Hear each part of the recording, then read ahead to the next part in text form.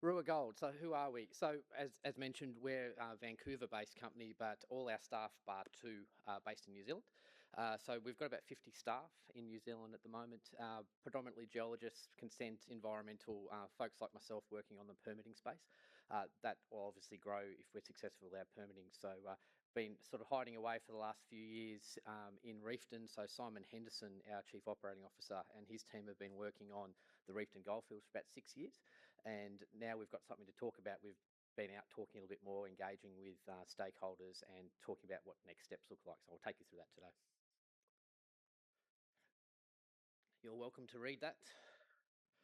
All right, so what are we all about? So a few things that we're trying to do a little bit differently. So if you're following us on social media or through any of our updates, we're trying to do things very swiftly and moving with a purpose. Obviously, the purpose is around getting involved with a fast track. So we've recently put our referral application in to allow us to be considered in the fast track. We think we've put up a good case. So it's a 700-page case to sort of back that position. Not dissimilar to the Santana story, we think we've met all the thresholds that would allow us to be considered nationally and regionally significant. So we're hoping to pivot from being an explorer at the moment to a developer very, very swiftly. So in any case, if that was to be unsuccessful, we have a plan on how we'd handle our permitting process, and we're working very, very firmly on that at the moment. One of the things we've got to offer is a board and management team that have done this before. So the team have quite a deep connection to New Zealand in a number of ways. Some people have grown up here, other people have worked here, others are Kiwis, and have done this before. Plenty of mines have been built, brought money in, and developed mines. So you've got a good team sort of backing this. The board are fabulous and really supportive of what we're trying to do in Reefton. And really, we think we've set ourselves up in two really great locations, which we'll walk you through today. If I click the button correctly. All right, so we mentioned we're just recently listed on the stock exchange in New Zealand. That was really important to us. We wanted to get New Zealanders on the register. So pleased to say 15% of our register is Kiwi now. So that's really fantastic and in such a short period of time. So thank you to the NZX for all the support and the publicity there. Great to have shareholders come and visit us in Reefton as well. So had lots of shareholders pop into we've set up a town office where people can pop in and ask questions of our community relations team. And we've had shareholders come in saying, hey, keen for a briefing, want to meet the team. That's been fabulous. So we've got that direct engagement with shareholders, particularly those that are living locally. For us, the key driver for us over the next period of time is fast track. So we see this opportunity to do the pivot quite quickly. So we're looking to have a substantive application in to the government for their consideration ahead of the election. That's assuming we get the green light through the referral. And that would see us the ability to have early works commencing on the 1st of July next year. That's incredibly fast. So that's not putting aside all the work Simon and his team have done over the last 6 years to identify an ore body that is obviously mineable. We're doing a little bit more work to shape that up and understand it as we pivot into a PFS. Right this moment, actually, we gave the PFS the green light yesterday with our partners. I talked a little bit about the team. So collectively, the team has 150 years experience. That makes everyone sound old. So I'm one of the younger ones, but great team who've worked all over the world and New Zealand to develop mines. This is the team. You can see there's some young and some more experienced faces, a couple of Simons, so easy to get an answer if you call out Simon in Rua. Someone will answer. There's a couple of us. Our CEO, Rob's over here a fair bit. He's based in Vancouver. Z is also based over in Vancouver. The rest of the team is in New Zealand, predominantly in Reefton. Capital structure. So we won't take too much time on the slides because there's 27 of them and you guys will want a beer. What I will mention though is we're really pleased with the level of registers of Kiwis on our register. That's fabulous. We've got about 15% Aussies as well, and the remaining predominantly North American with a small component out of Europe as well.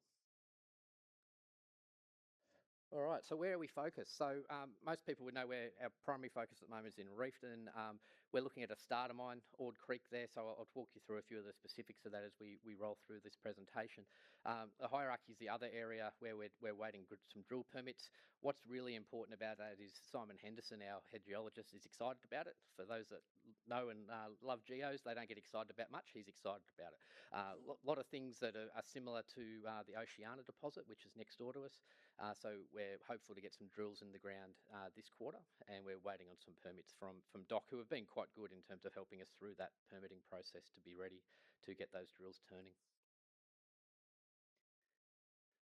Reefton. So as I mentioned, Reefton's our focus right now. There's a whole bunch of targets in Reefton. However, the one we're zeroing in on right now is Ord Creek. Interestingly, Ord Creek has not been mined before. It's in a mining area, but a lot of the other targets we're looking at are historically mined. So at the moment, we've got 5 rigs operating. We did an update to our 43101 a little bit earlier this year. We'll be looking to do another one of those about mid-year, and we're looking to have a PFS finalised ahead of our substantive application through to government around fast track. So what that looks like is about 19,000 metres of drilling. The team are going very hard at the moment. Simon's considering a 6th rig in May to help us shape up that PFS and also help guide an updated resource model ahead of that 43101 update and the PFS finalising. This is what it looks like. We heard from Endura a little bit earlier. Everything in yellow is controlled by Rua, and there's that small section there with Endura, and they've been progressing really well developing the Snowy River mine. So it's great to have a neighbour that's already in the process of developing, and we're looking to follow fairly fastly behind them, setting up Ord Creek, assuming we'll get all our permits. What's really exciting about this is the district scale and the ability for us to establish a mill, a processing hub to feed other ore bodies as they potentially come online and become economic. So that's the focus for Simon and the team. My focus with my team is to look at permit around the Ord Creek, get that processing hub set up, established, and all the permissions in place that we can potentially feed for decades. So there's lots of targets. I'll spend a few minutes talking about our targets to give you a feel of what's next for us. But we're looking to maintain our exploration budget over the next couple of years at the same rate. So we'll be doing lots of drilling, lots of understanding around what's next post Ord Creek. This is the slide that Rob likes to put up, and I think it's a good one because it helps shape the thinking of why Reefton. So we mentioned Snowy River. So they've proved the theory that a lot of these mining operations from 100 years ago are open at depth, and our understanding for a lot of the other prospects is exactly the same. So we have to test that. We've got drills, and we've got our team sort of picking targets of what's next. Globe Progress was obviously a great example of an open cut that's been successfully rehabilitated. But again, there's potentially more down there as well. So you see the yellows are the ones that we're looking at. As I mentioned, there's probably four of those targets that we are seriously looking at in terms of drilling, and potentially what will follow up behind the Ord Creek.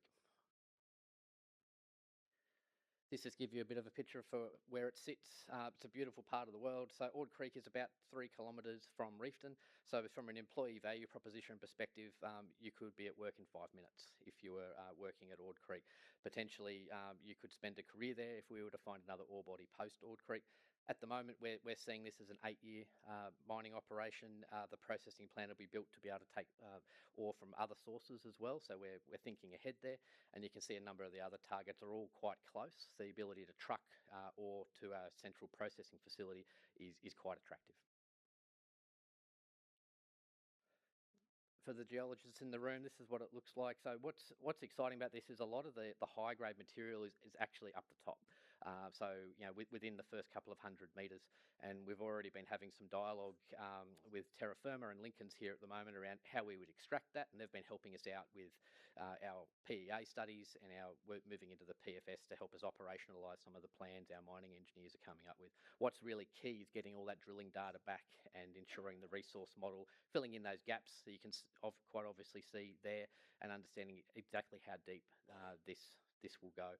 Our current initial thinking is that we would be going in from the top through the dock estate, small light footprint with a decline not dissimilar to what Snowy River have done and what Oceana are proposing up on the North Island from private land for the remainder of the material. PEA is about 2 weeks away, so that's in the final processes of going through approvals and technical reviews. So that was led by two organisations, one Mining One on the underground front, Pitch Black did the infrastructure and the surface infrastructure, tailings, and as I mentioned, Terra Firma provided support to Mining One to get the New Zealand context right and also get in front of that in terms of how we'd be setting up labour and how we'd be accessing equipment to be able to do the work. Again, we're hoping that we'll have our PFS complete and ready to roll with our fast track application later in the year, and the team have actually started that as of yesterday. So they're very busy and have got schedules we're chasing them to meet. This is my work plan for the next 12 months, we'll call it. So the intent here was to shape what our permitting timeline looks like, and everything's linked. There's quite a few things happening in parallel, back to my earlier comments around us looking to do things quite fast. So we're doing PEA straight into PFS. At the same time, we're working on sorting out our resource model to build that, and also getting all the permissions. So there's a series of permissions we'll need as any mining project would need. We've identified all those. We've had lots of initial dialogue with stakeholders and government. So to date, we're almost at 400 stakeholder interactions since November. We've met with 9 different government agencies. We've met with both sides of Parliament to try and help them understand what we're trying to do here. So we're getting out there, sharing the message and getting some feedback, which has been really helpful. So along the way, people have been saying, hey, have you thought about this? Have you thought about that? Particularly in the reefing context. And that's helped shape some of our early PEA thinking, which has been helpful. And the government's been quite helpful in terms of an agency perspective, engaging early and helping us understand what the referral process will look like. We understand we're the first mining company to go through the referral process seeking a mining permit. So a lot of our colleagues have already got a mining permit and are seeking resource consents and other permissions. We'll also be seeking a mining permit through the process. So exciting times, very, very busy. I don't think there's a holiday anywhere in there for me until probably mid next year. And that by that stage, we'll be starting a mine, hopefully, and we'll be too busy to worry about a holiday then. Talked about district scale. I'm going to skip over that because I suspect I'll get hurried up. This just speaks to our focus areas. And I will mention one thing that's quite interesting here is Simon Henderson's been quite clever using AI to analyse so much data that's out there and help inform some of our drill targets. What's been really interesting is that AI work we've been doing with a company called Verify has actually been right and said you should go and drill there, and we've found mineralisation there. So we're quite upbeat on that. We're still using that technology, and they're helping us with some of our future targets as well, which is pretty exciting. Picture of Reefton. So for those that have been to Reefton, very stoic mining town. They love their mining. 100 years ago, mining was done differently. So we're looking to be the next chapter in the history of mining, but we want to do it a bit differently. Obviously, it would be a different approach to safety, different approach to environment, and we want to make sure there's a lasting legacy for the community and they get value out of us being there for the time we're there. That's what our drillers are working in. So they're working up in the hills at the moment. It's cooled off a bit, so it's about 10 degrees overnight, and they're doing day and night shifts, and they've got a small little camp up there that they're staying in. Right, for those that like the epithermals, this is the one I mentioned a little bit earlier, adjacent to Oceana, who've just permitted their large underground operation. We've got a fair swag of ground as well, and Simon Henderson, who was actually involved in the discovery team with Oceana many years ago, is excited about what we've seen so far with our early exploration activities, because it looks very similar to what's occurred across the fence, if you will, with Oceana. So again, we need to test that with drilling. You can see a bit of a feel for the scale of that again. We've got large scale areas we can have a look at. What's important about this land is there's a lot of it's on dock estate. We've also got private land, which would allow us to access it from private land, which would be quite important if we were looking to permit this in a number of years' time. So watch this space. We're hoping to have drills turning this quarter, assuming we get all our permits through. We're ready to go. We've got drills ready to go, and our team's sort of itching to get in there and understand what's next. For the geologists, this is what it looks like, and you can see there's some similarities to Oceana and their deposit. Simon's really upbeat on what he's seen, saying in terms of the similarities, and also some things look quite almost identical. So that's great. It all has to be tested. That all has to be understood and understand depth, size, and obviously go from there. So that the team's effectively needing to get those drills turning before we can go much further. Work to date, so fairly standard things, magnetic soil sampling. Again, the guys have been using the AI a little bit with some of the information that we've got to date, and all quite positive. So we're effectively just waiting for those permits to allow us to drill. Here's what we're up to for the year. This is good because we've been hitting. You can see the ticks are appearing and the dates are about right. So Q1 we needed to raise some money. We went out to raise 25. We raised 33, so that was great. Thank you to those in the room that helped us with that.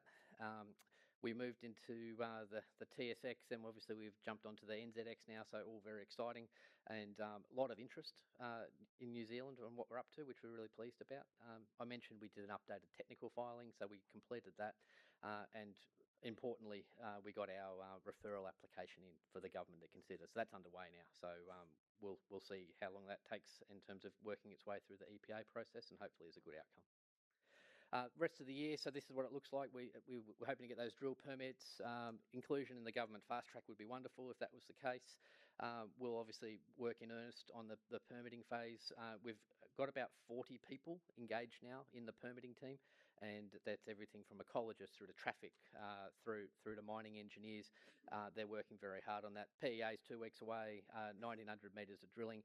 That sounds like something that's sort of you can just chew through, but that's a lot of rigs, that's a lot of field staff, that's a lot of helicopter trips, because most of this stuff we have to helicopter in and out.